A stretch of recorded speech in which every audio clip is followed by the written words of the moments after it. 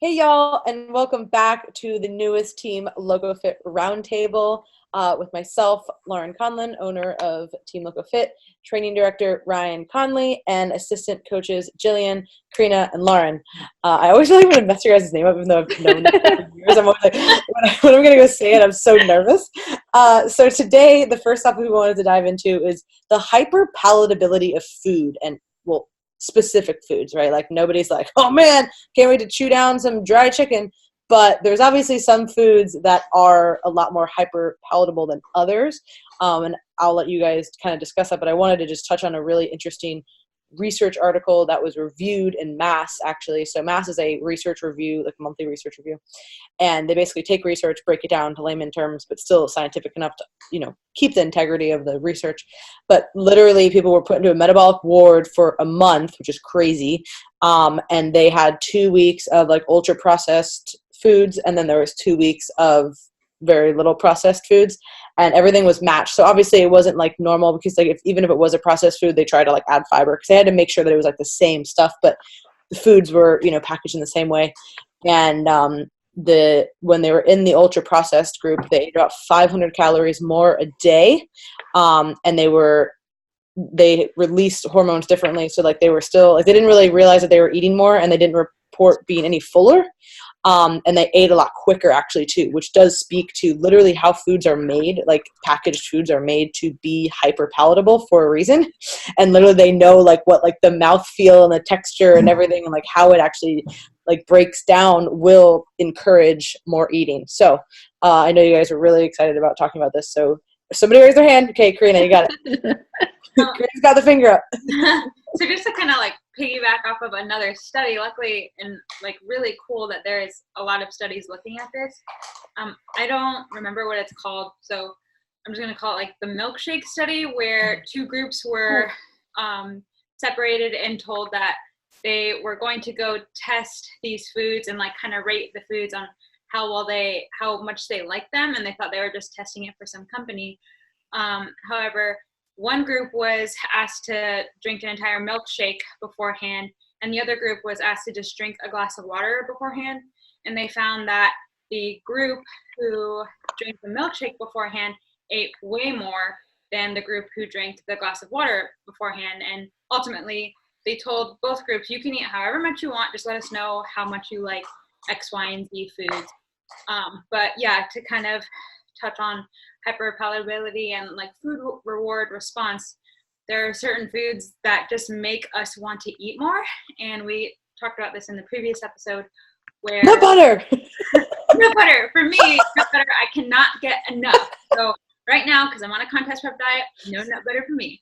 But yeah, so like when I think what's really key, especially in a fat loss diet, is like eating, mostly for me, lots of veggies, things that will satiate me, but also that I don't crave a ton. And something I kind of suggest to clients is that if you think you are hungry, kind of test that out, right? So if you are wanting to eat, first test out that hunger with putting a bowl of broccoli in front of you. And if you are actually hungry, you might actually want to eat that broccoli. But if you're not really hungry and you're just wanting to eat, you're not going to want to eat a bowl of raw broccoli. But yeah, that's kind of mouth hungry. Yeah. Okay, Lauren, you had your hand up first. Anybody who's not watching, also, the way that we like delineate who goes, we like put a hand or like a finger up, so everybody's probably like, what are you guys talking about? So yeah, if you see on the YouTube, like we try and like, so we don't each other. Also like to point out for anybody that's watching, this is now our third video of us all wearing the same exact thing. We have showered and we have changed, but we recorded multiple in one day. I don't even feel bad about it. I do that all the time with my YouTube videos, and I'm like, I don't even care, because I was like, this is number 3, and we're all just like, what up? No, we all just don't change. We just every day.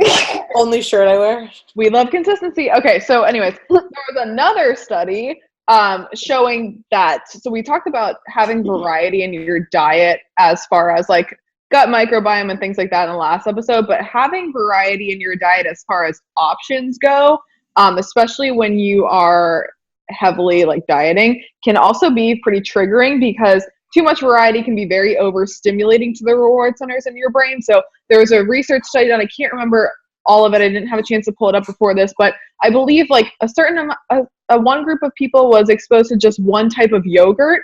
The next group of people were exposed to maybe like 2 kinds of yogurt after each other, and the next had 3. And after the first group had their first exposure to the one kind of yogurt and they were presented with it again, they didn't eat as much.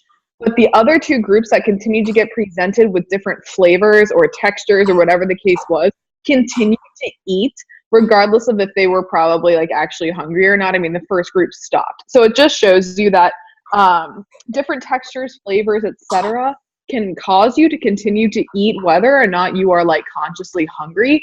And it kind of a good example is like if you go to a buffet, you're probably going to eat a shit ton whether or not you want to, because there is so much variety there. If you went to like a buffet full of vegetables, you would go and get like 1 plate full of vegetables and be like, I'm done.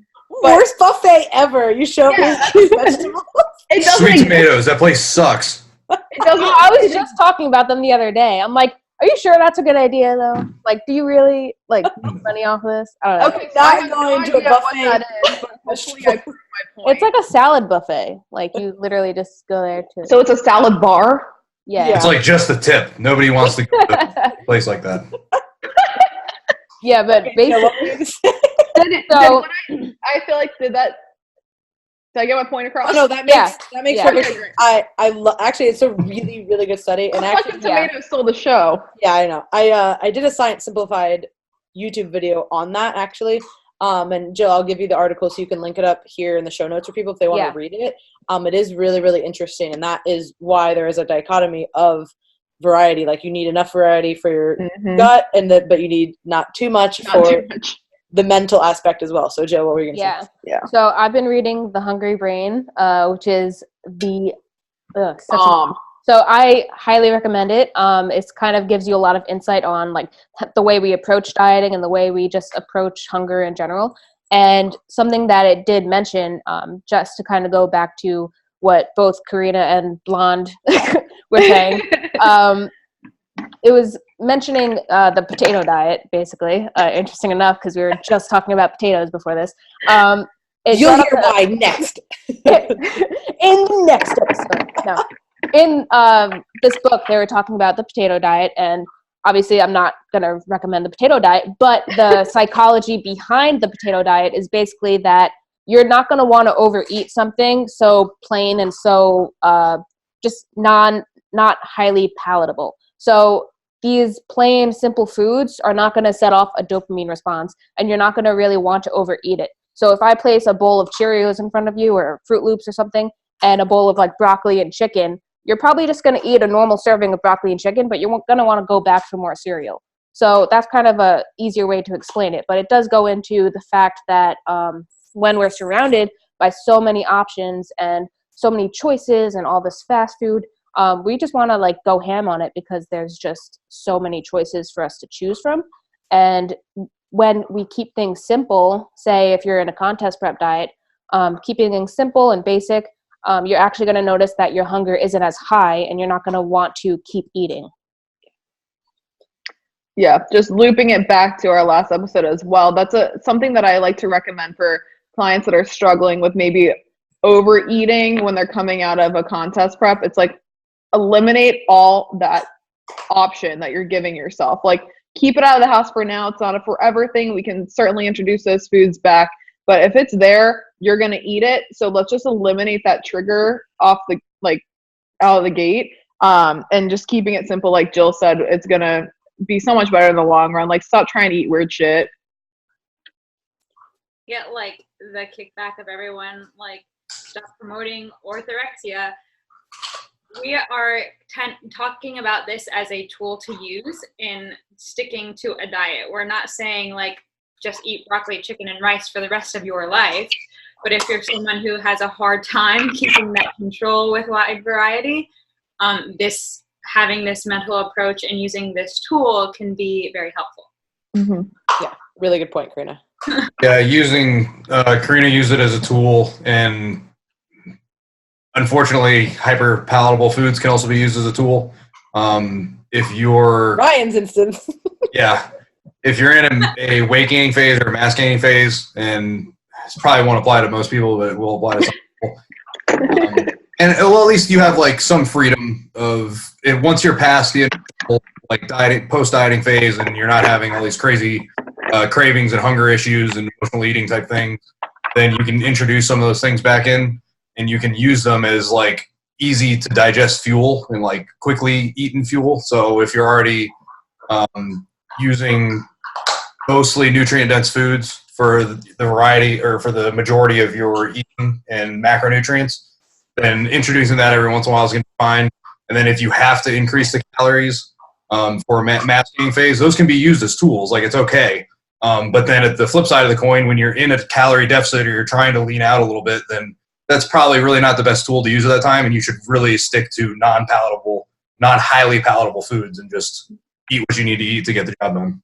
Yeah, you're basically making it, you need to make it easier on yourself on either instance, right? So like if Ryan's eating a lot of food, or even I have a ton of clients who in the off season, like we're pushing calories, even though it's not like 5,000, but for them it might be a lot. And they're like, oh, I'm really full, I don't want to eat anymore. It's like, okay, well, we need to look at, are you still eating the same foods? And this goes back to one of our earliest rounds. Yeah. Are you eating volume food all the time because you think that you're going to be hungry? No, you might have to get to a little bit more hyper-palatable stuff. And this can still be like whole foods. Like rice could be considered hyper-palatable because like, hello, rice is amazing. And like, you know, put a little salt in that. You could eat a whole bucket of rice, right? Like it's just so good. So it's like itching. So understandable. Like it doesn't have to, we're not just saying like, you know, hit up McDonald's if like your calories are high, but understanding, okay, hyperpalatability for food can be used in the off season, you know, when you are pushing calories and still want to get in, you know, not just feel like uncomfortable full all the time. Mm-hmm. And so our next topic, which is actually going to be a really interesting one because I can't wait to hear what everybody's responses are, is just kind of like staples in everyone's diet, let's say based on like their personal taste buds, or like just cultural, kind of like something that maybe you grew up with or is like kind of just filled within your culture and your family. So I'll start, which is the kind of like a random, this isn't necessarily like a staple for one thing or the other. This is just literally like, hey, what is a staple in your diet? Doesn't mean if it's weight loss, weight gain, that you love it. Like, I don't care. Just say something interesting that you guys want to talk about. And for me, it's fruit. So I absolutely love fruit. And I think a lot of people forget about eating fruit. I don't know why, they just do. So obviously, if you don't go to the grocery store a lot, you're not going to have fruit because it'll go bad.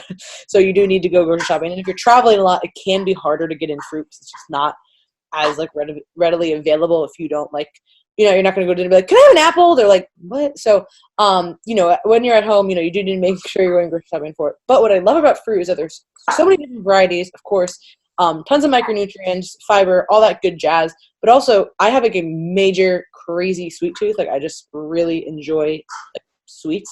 So having fruit is a great way to get in carbs and micronutrients and fiber, but also a great way to kind of like keep your, you know, sweet tooth at bay. And clearly I'm not one of those people that's like, oh, I had a bowl of berries and now I don't want ice cream. No, I'm definitely not that person. Ryan can attest to that. Could have ice cream breakfast, lunch, and dinner, but it is super helpful for me to have like a piece of fruit with most of my meals. And it could be something like, you know, berries, or I'm on like a cherry kick lately, like fresh cherries, so good. And then Cherry pie is amazing. Okay, no, ew. I hate cherries, like I literally hate that kind of cherries, but like fresh ones are like, but like, you know, and even if you're in off season, that's a great way to get in, you know, some carbs. A lot of people will struggle when they're eating, how do I eat more carbs? I don't know what to do. I can't get carbs without, you know, protein or fat. Just have some fruit, have an apple, have a banana, have some oranges, cherry, whatever it might be. So that was my little staple. And yeah, who's next? Hopefully it's not gonna be like last time where everybody's like picking what the other one wanted. Okay, so for me, I would say, so I'm a big coffee drinker, so this could go both I would say decaf coffee is kind of like an interesting staple of mine because I obviously don't want to overdo it on the caffeine all of the time. And I actually made a post about how too much. We're talking about food, Lauren, not drugs. Let me live my life. I'm going to talk about decaf coffee. So I made a post about how too much caffeine can be obviously overstimulating and can bring up some anxiety for people. Yeah, so Jillian, are you listening to that? Jill has like Jill literally lives with like an IV going of coffee in her Like arm. right here, you can't see it. She pushes it to the side when we do our podcast. But so here's it.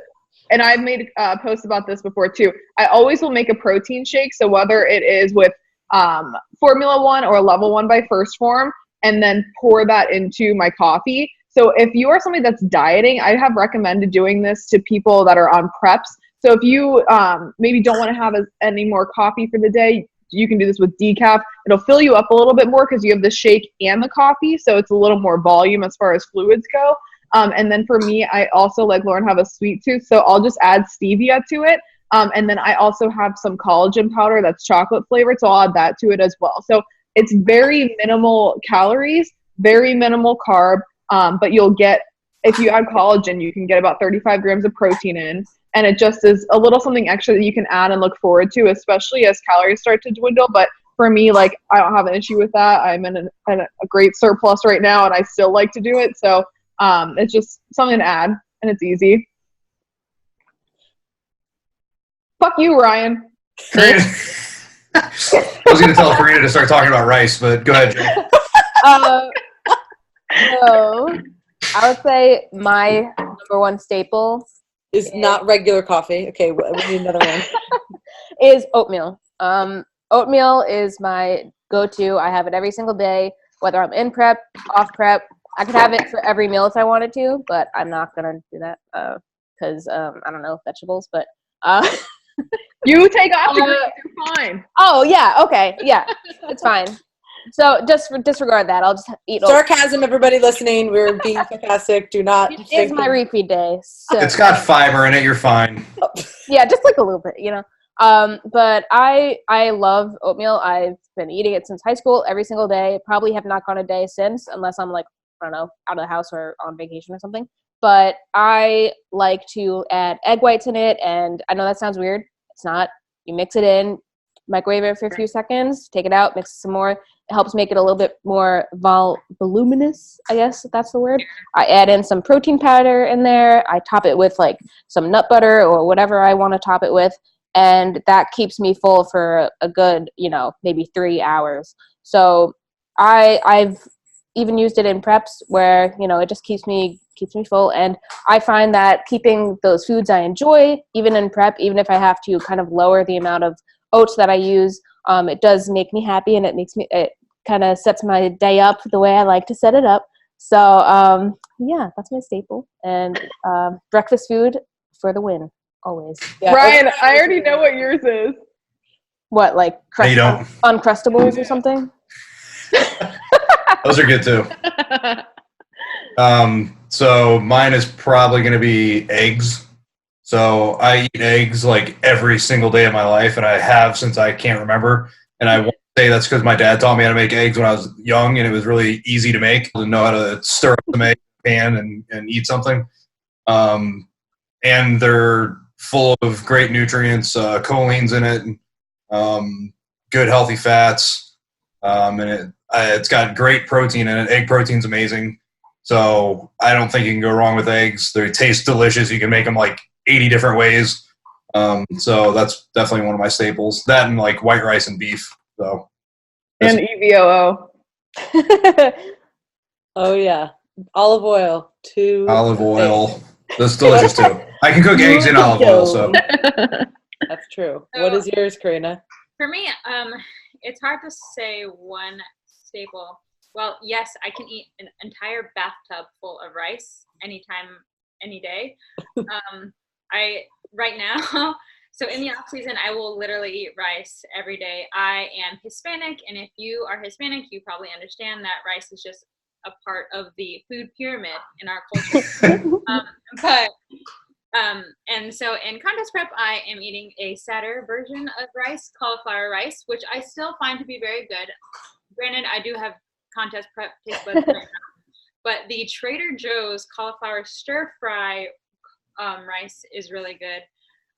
But aside from that, I also wanted to touch on like my true staple, both on and off season, is I can't go a day without eating like green leaves. And I know that sounds very like diety, but I'm a huge fan of macronutrients. I'm a huge fan of like the biochemistry food the biochemic effect of food has on our metabolism, and folate is super important at all times of your life, not just if you're pregnant. But yeah, so I can't go a day without green leaves, and in contest prep, cauliflower rice, and off season, white rice. Green is just like munching in the backyard next time I see her. Just foraging for her next meal. And why we were joking about the potatoes earlier is because, like, yeah, so as a cultural thing, obviously a lot of, Spanish cultures, and I would say probably like Asian cultures too, or maybe that's just like a stereotype, eat a lot of rice. They make a lot of rice. Yeah, I'm like, that's like a real thing, right? Well, it's like Italians with like pasta. You just eat a lot of pasta and sausage. Italians have pasta. Irish have their potatoes. Like, literally, I love potatoes so much. And just to loop back to the potato diet, they were definitely talking about boiled potatoes, because I could definitely get down hyper-palatable, like, fries or mashed potatoes. So just so everybody knows, when we were talking about the potato diet, that was just like plain boiled potatoes. Oh yeah, they're also excellent with the right seasoning. Salt. Yes, lots of salt. That is another staple in our household, which I think is worth mentioning, because a lot of people are really afraid of salt for whatever reason, like a lot of, especially like women. So when we do our peak weeks, we send out like a pre-peak week tracker for all our clients. So we send it out and we say, hey, give us a few days of, obviously, like, we know your macros, but write that down there with the sodium that you were eating, fluid you were drinking. There's a few questions we ask. And I'm always so interested to see like what people are going to say when they send it back. Because I have some clients who are like salty ass bitches. Okay, you guys listen who you are. I mean, I have people pushing 8, 9, 10 grams of sodium a day, which is 10,000 milligrams for anybody. Grams, same thing as 1,000 milligrams. And part of that is because, just move it over. Part of that is because they are dieting, and you're not eating calories, so certain people will crave salt more when they diet. So people are eating pickles, people are using a lot of like hot sauce, like stuff like that, that is going to have sodium in it. So that's usually where those people are obviously getting all that. So some people are like at that extreme, and I have other clients who are like, I have like 1,200 milligrams. I'm like, what? And now, could be that they miscalculated it, of course, but there are plenty of people that I work with who do not add salt to their food.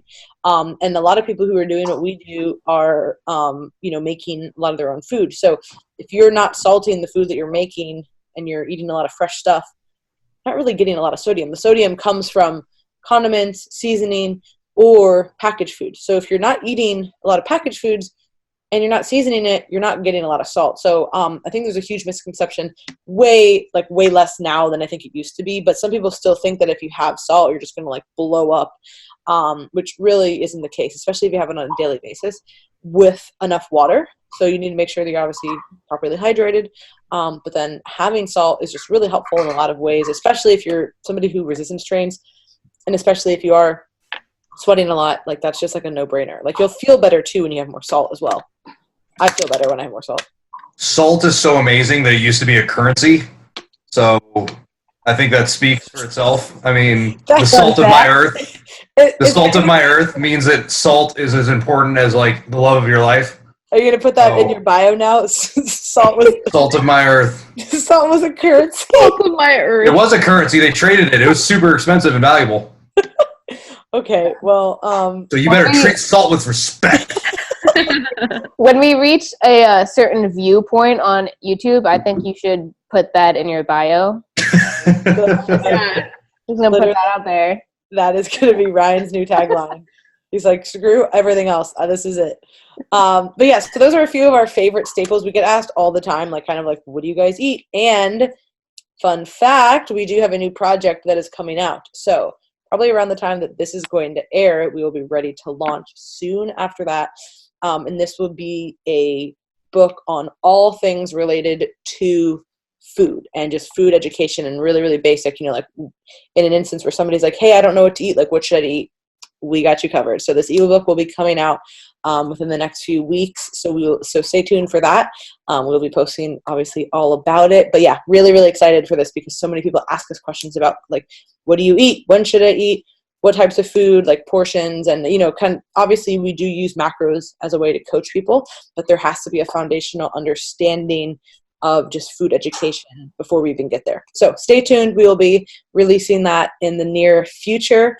And yeah, thank you guys so much for tuning in to this Team LoCoFit Round Table. I promise next time you guys see one, if you are watching it, we will be wearing different shirts. I'm just going to be traveling for a few weeks, so we won't be able to record any. Just being honest with you guys, which is why we were batch recording them in the same shirts. But in any case, if you weren't watching the podcast, I guess we just kind of ruined. If you're listening to the podcast and we're watching, I guess I just ruined that. But we just blew up our own spot. It's fine. Yeah. I mean, whatever. Thanks, Lauren. You're the one who brought it up. I was just going to roll with it. Bringing it up makes it awkward. Dropping the ball on this podcast, and now I feel like an asshole because I didn't pick a food. I picked a liquid. I called this all out. Okay, you have like 5 more seconds. Is there a redemption? Do you have a food? Yes, I would say smoked salmon because it is super easy to travel with. I thought about this after the fact. I was like, if she brings it back, I'm going to say smoked salmon. It's easy to travel with. You can have it for breakfast. You can put it in your salad. It's transferable throughout the day. Whole Foods sells like a large package of it, which is super helpful because Trader Joe's gives you this like bullshit this much for like $14. It's like one serving. So Whole Foods is where it's at. And yes, that would be my food of choice. That's not a liquid. While we're on the salmon topic, Jillian, I know you were eating the salmon from Costco, the same brand I was, the Orca one or whatever. The Vita. I got it from Publix. Oh, Publix. Same bag, though. It's like really low. Yeah. So that kind of salmon is called Wild Alaskan Keta salmon. And that's also called like chum salmon. Salmon is another name for it. But it has really low fat, which is super weird to me because I thought all salmon had higher fat content. Yeah. So the one that actually has more omega-3s is the sockeye salmon. Yes. I just figured that out today, so figured I'd share that information with everyone. God bless. There we go. Omega-3s. I'm going to the store right now, guys. Okay. Yeah, she's like, I'm out. I gotta stop recording. Yeah. She's gonna go get a coffee Walk out of the frame. and some new salmon. I'm positive. You gotta get those fats up. She's Yeah. struggles eating the fat grams. I can end the day with like 20 grams of fat left over. Dude, make that bulletproof coffee. Oh my god. I know. And then Put the salmon in your coffee. You got it. yeah, yeah, just salmon coffee. So All right, let's move downhill fast. Anybody else got anything to say? thanks for derailing us. It's fine. You guys, this is, it's all good. But in any case, I think people will get some good takeaways from this. If you guys have any other questions about, caffeine or decaf or, salmon, let us know. Or potatoes. I'm your resource for that. If you have not already subscribed to our newsletter, we would love if you did that, and we think that you'd get some really great value out of it. So you can go to teamlocofit.com, go to the top, hit subscribe, and then you just put your email in. You'll get a free Metcon in your inbox every Sunday night for Metcon Monday, and then every Wednesday is an educational article. So when you're on the site too, you can see, you can find the podcast. You can also read more about us. And if you're interested in applying for coaching, you can do that on there as well. So thank you guys so much for listening. And until next time, we'll catch you with new shirts.